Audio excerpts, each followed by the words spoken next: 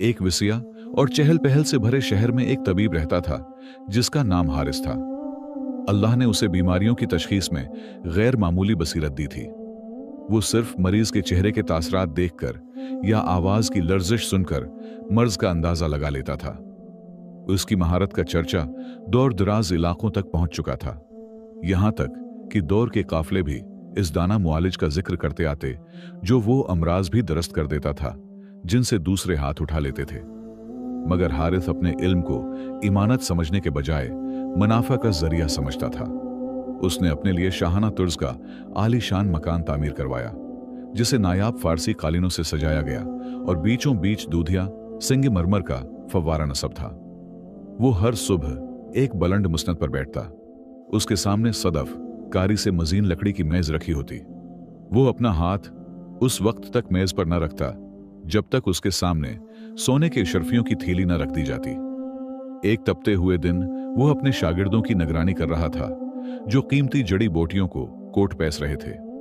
माहौल पुरस्कौन था कि अचानक बीरूनी दरवाजे पर हंगामे की आवाज गूंजी। एक निहायत मुफलिस आदमी अंदर दाखिल हुआ। उसके कपड़ों पर जगह जगह पैबंद लगे थे, चेहरा गर्द आलूद और मुशक्कत की लकीरों से भरा हुआ था। इसकी बानाहों में एक नन्हा बच्चा था जो शिद्दती दर्द से कराह रहा था और बुखार से उसका जिस्म थर थर कांप रहा था। दरबान ने सख्ती से पुकारा, रख जाओ, क्या तुम्हें यहां के कवायद मालूम नहीं? जिसके पास फैस ना हो उसे अंदर कदम रखने की इजाजत नहीं। बाप ने कांपती हुई आवाज में इल्तिजा की, खुदा के वास्ते, मेरा बेटा तेज बुखार में जल रहा है, 3 दिन से सुया तक नहीं। मुझे हकीम के पास जाने दो, मैं उम्र भर उसकी खिदमत करके उसका हक अदा करूंगा। हारिस ने अंदर बैठे ये सब सुन लिया मगर अपनी जगह से जनबिश तक ना की। फिर वो उस बालकोनी में आया जो दरवाजे की समत खुलती थी और सख्त लहजे में बोला, अगर मैं हर उस शख्स के लिए दरवाजा खोल दूं जो बला मुआवजा इलाज चाहता है तो मेरा घर फकीरों की पनाह गाह बन जाएगा। बाजार के किसी दवा फरोश के पास जाओ, शायद वो तुम्हें कोई शरबत दे दे जो बच्चे को कुछ आराम पहुंचा दे। बाप की आंखें आंसुओं से लबरेज हो गईं। वो बोला, ऐ दाना तबीब, सब दवा फरोश कह चुके हैं कि इस मर्ज का इलाज सिर्फ आपके पास है, मेरे पास इस बच्चे के सिवा कुछ भी नहीं। हारिस ने बेनियाजी से मुड़ते हुए जवाब दिया, इल्म की भी कीमत होती है और उसकी कीमत ज़र है। सच सुनना तलख होता है मगर जमाने का दस्तूर यही है। दरबानों ने इस शख्स को जबरदस्ती बाहर निकाल दिया। वो जाते हुए ऐसी शिकस्ता नजर छोड़ गया कि अगर पहाड़ भी देखता तो शायद पिघल जाता। उसी रात जब हारिस चरागों की रोशनी में अपने हिसाब किताब देख रहा था, अचानक उसे अपने दाएं हाथ में हल्की सी चुभन महसूस हुई, गोया किसी मामूली कीड़े ने डक मार दिया हो। उसने हाथ झाड़कर बात को नजरअंदाज कर दिया मगर अगली सुबह मंजर बदल चुका था। वो जागा तो देखा कि उसकी हथेली पर एक अनोखा सा निशान उभर आया है। ये महज रंगत की तब्दीली न थी बल्कि मोटी सी तह थी जो किसी रेंगने वाले जानवर की खाल जैसी मालूम होती थी और उसे छूने से चुपचुपाहट महसूस होती थी। उसने साबन और पानी से बार बार धोया मगर निशान मजीद फैल गया।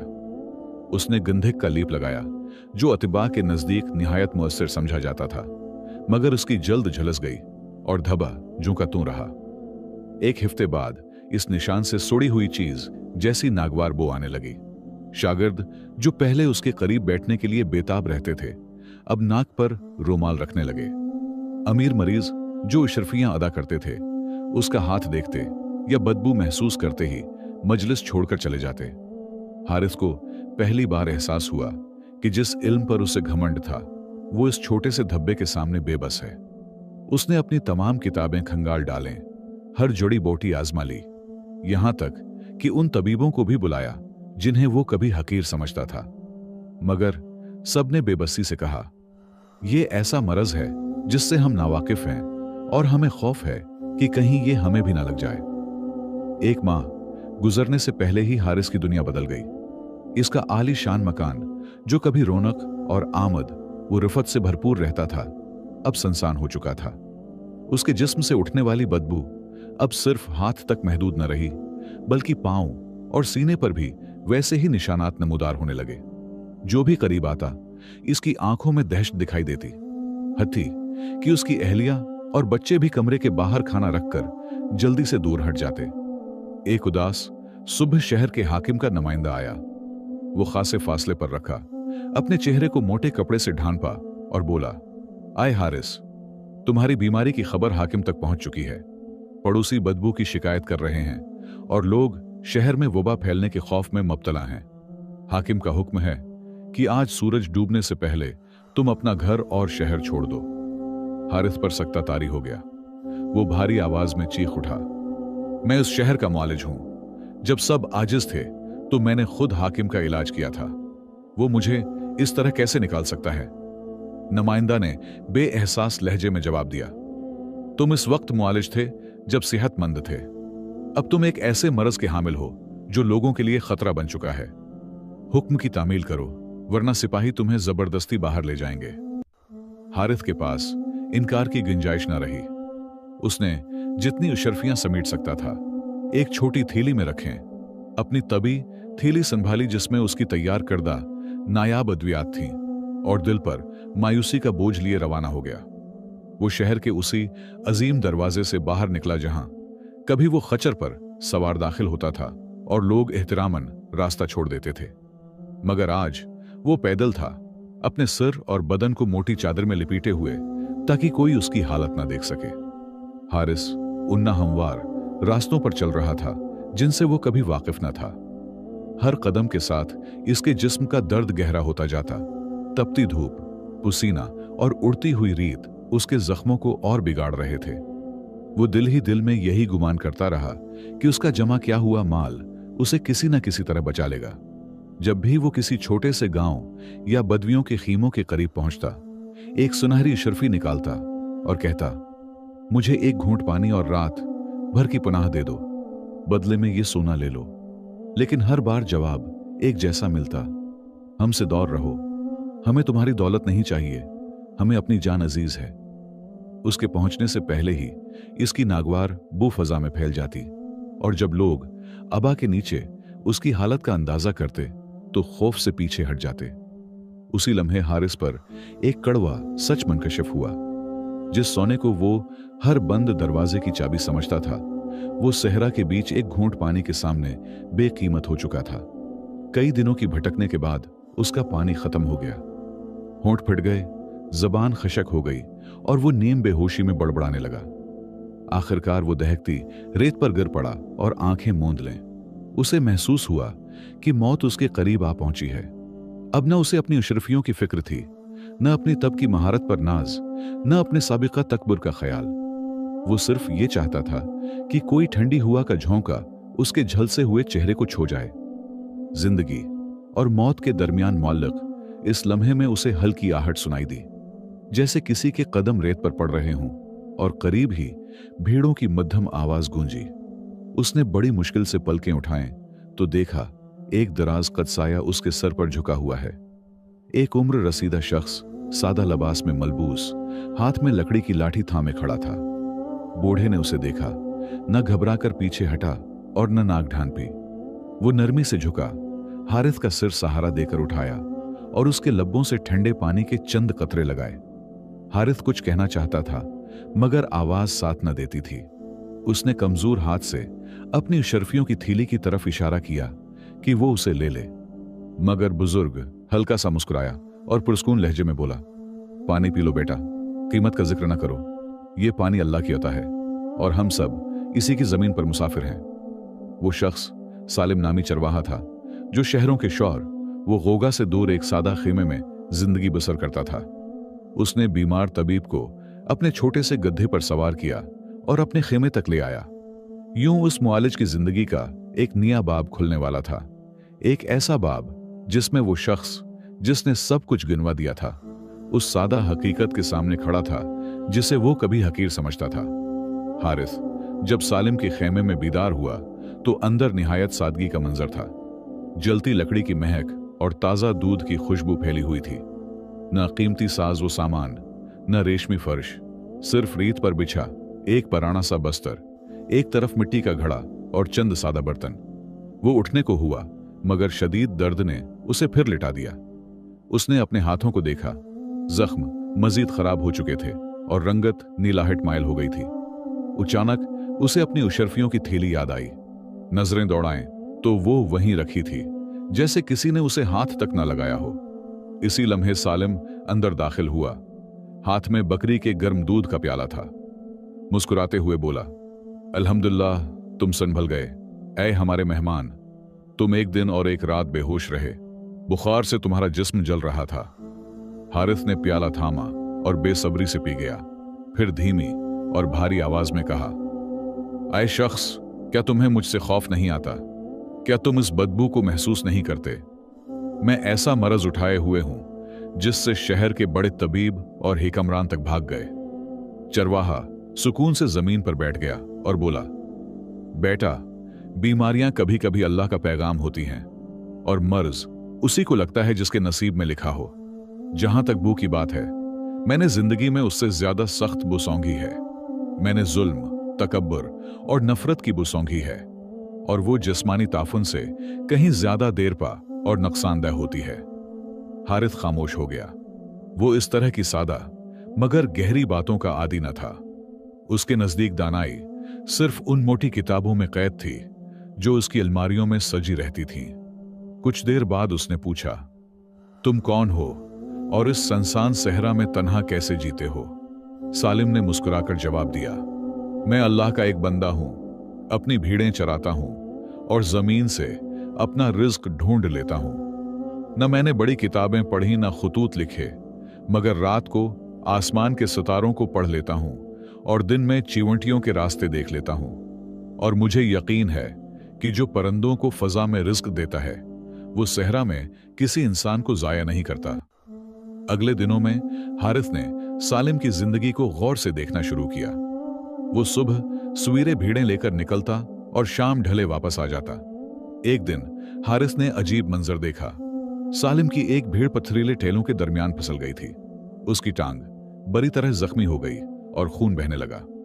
सालिम सुकून से खेमे के पीछे गया, चंद कदम दूर झुका और एक निहायत मामूली सा पौधा तोड़ा जिसके हल्के सब्ज पत्ते थे और जो रेत में किसी साए तले अगा हुआ था। वो ऐसा पौधा था जिसे अक्सर लोग रौंद कर गुजर जाते और उसकी तरफ देखते तक न थे। चरवाहे ने उन पत्तों को 2 पत्थरों के बीच पैसा, फिर उन्हें बुराहे रास्त भीड़ के जख्म पर रख कर साफ कपड़े से बांध दिया। हारिस खुद को रोक ना सका। एक लम्हे को अपना दुख भूलकर अपने साबिका गुरूर की झलक के साथ बोला, अय बुजुर्ग, तुम क्या कर रहे हो? क्या तुम समझते हो कि यह मामूली सा पौधा इतने गहरे जख्म को भर देगा? ऐसे जख्म को पारे के मरहम या तांबे के मरकबात की जरूरत होती है। ये पेचीदा अद्वियात होती हैं जो सिर्फ बड़े अतिबा की तजर्बा गाहों में तैयार की जाती हैं। सालिम ने उसकी तरफ देखा। निगाह में नरमी और हल्की सी शफकत थी और आहिस्ता से बोला, आए हारिस, जमीन की हर घास बेफायदा नहीं होती और हर इल्म किताबों में नहीं मिलता। सालिम ने नरमी से कहा, आए मेरे मोहतरम मेहमान, हर सस्ती दिखाई देने वाली चीज बेअसर नहीं होती और हर महंगी दवा शफा की जामन नहीं बनती। इस मामूली सी घास में भी अल्लाह ने एक राज छिपा रखा है जो उसी पर खुलता है जो गौर करे। 2 दिन सब्र करो, हकीकत खुद जाहिर हो जाएगी। हारिस ने दिल में मुस्कुराकर सोचा, यह सादा चरवाहा क्या जाने इल्म में तब की गहराइयां। क्या सहराई नुस्खा उस इल्म पर गालिब आ जाएगा जिसके लिए मैंने रातें जागकर गुजारे? मगर अगली सुबह उसके लिए हैरत लेकर आई।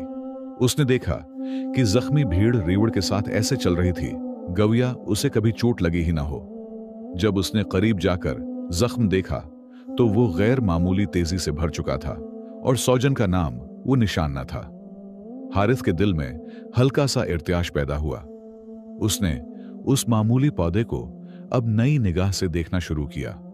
उसके जहन में सवाल भरा, क्या मुमकिन है कि शफा हमेशा मेरे कदमों के नीचे रही हो और मैं उसे सुनहरी शेशियों और नायाब मरकबात में ढूंढता रहा हूं? फिर भी उसका बचा खचा गुरूर उसे चरवाहे से बुराहे रास्त इलाज मांगने से रोकता रहा।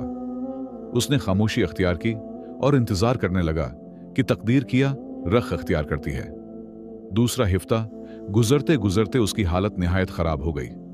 जख्म चेहरे तक फैल गए, सांस लेना दुश्वार हो गया और उसे महसूस होने लगा कि मौत करीब मंडला रही है। एक रात वो बेहोश होकर बेरब्त जुमले दोहराने लगा। कभी अपने महल को पुकारता, कभी अपनी गुमशुदा दौलत को। जबकि सालिम इसके सुरहाने बैठा ठंडे पानी से इसका माथा पूंछता और उसकी सेहत याबी के लिए दुआ करता रहा। वो रात हारिस की जिंदगी की सबसे भारी रात थी। बुखार उसके जिस्म को झलसा रहा था। यूं लगता था जैसे जल्द के नीचे आग दहक रही हो। सीना इस कदर तंग हो गया कि हर सांस एक जदोजहद बन गई। आखिरकार वो मुकम्मल बेहोशी में चला गया। सालिम ने सारी रात आंख न झपकी। वो खीमे के पीछे उसी सादा जड़ी बूटी के पास गया। काफी मिकदार में उसे जमा किया, अच्छी तरह साफ किया और हल्की आंच पर एक बर्तन में उबाला, यहां तक कि खुशबू उठने लगी। फिर उसे ठंडा करके कपड़े से छान लिया।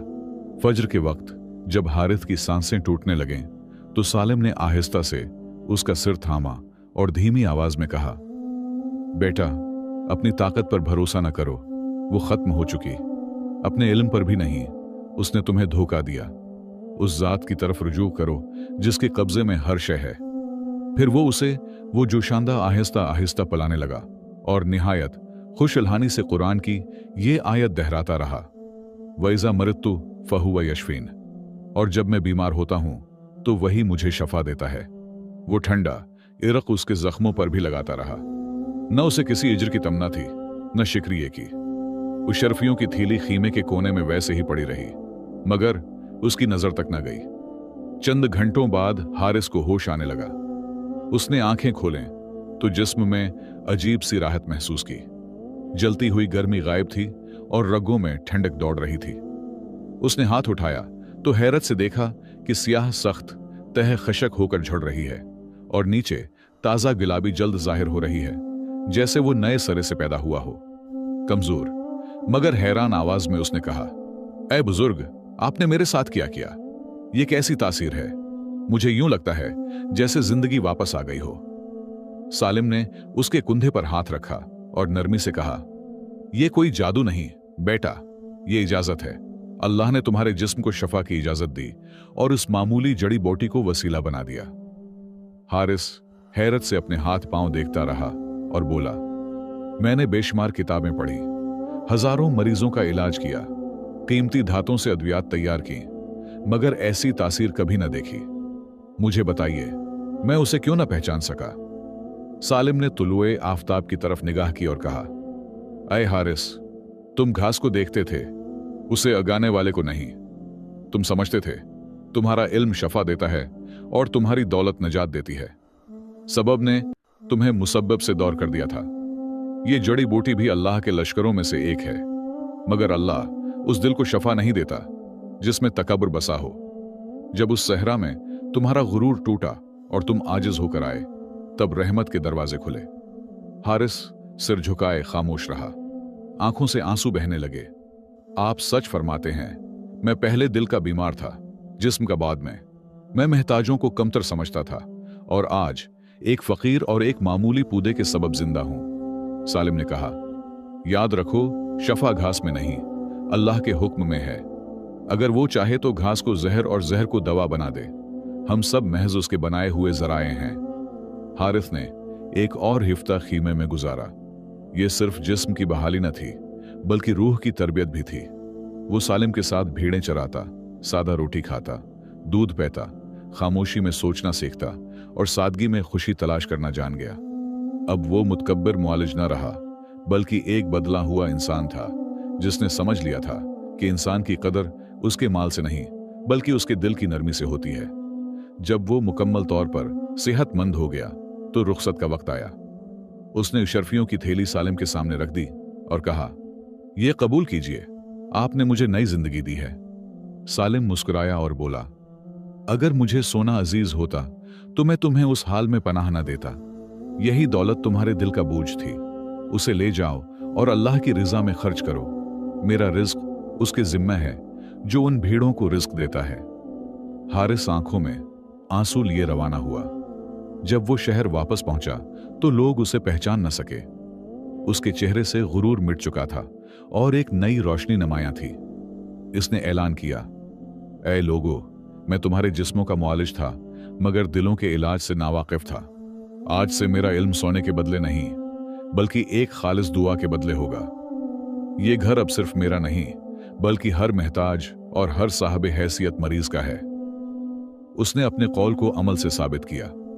वो जमीन पर बैठकर मरीजों के जख्म साफ करता, और उसने खालिस सोने का एक फ्रेम बनवाकर इसमें कीमती जवाहिर नहीं बल्कि उसी सादा जड़ी बूटी की खशक टहनी रख दी, ताकि जब भी गुरूर सर उठाए तो उसे सहरा के दिन याद आ जाएं। यूं हारिस ने बाकी जिंदगी आजिजी और मोहब्बत में गुजारी। लोग उसके पास सिर्फ जिस्मानी शफा के लिए नहीं बल्कि दिलों की इस्लाह के लिए भी आने लगे, और इस तरह पुराना मुतकब्बिर तबीब खत्म हो गया और एक सच्चा हकीम जन्म ले चुका था, जिसने जान लिया था कि दिलों का इलाज उस लम्हे शुरू होता है जब इंसान ये मान ले कि हम सब अल्लाह की रहमत के महताज हैं, चाहे हमारे पास कितनी ही दौलत क्यों ना हो। अल्लाह आपको अपनी अमान में रखे। अगली नशस्त में फिर मुलाकात होगी।